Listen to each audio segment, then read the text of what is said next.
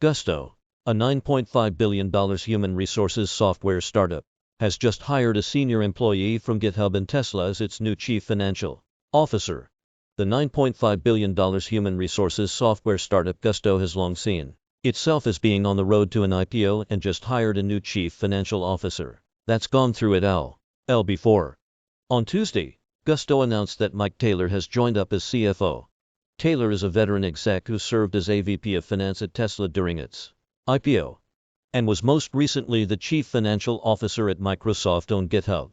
The startup is hiring Taylor to help it build out the 2,000-person business during a pivotal time for Gusto as it comes off of a year that saw it make several new acquisitions even as it saw a big boost to its private valuation. The scale of the company is going to grow now that we have thousands of people. And having a business partner who can help me navigate that, and who has seen great scale, whether it's at Tesla or GitHub in Mike's case, I got really excited about. Josh Reeves, CEO and co-founder of Gusto, told Insider. Gusto hit a $9.5 billion valuation in August after a $175 million Series E funding round led by Rowe Price. The startup also acquired 3 companies last year: Ardius, Symmetry Software, and Remote Team to build out its HR software product line, growing its customer base to over 200,000 companies. As the company looks to keep expanding, navigating future mergers and acquisitions will fall under Taylor's purview as CFO, an area he says has well versed in. My experience again being on both sides of the mall and learning how to find them, how to integrate them, how to provide opportunities for those employees that they might not have had before inside of a larger enterprise, Taylor said.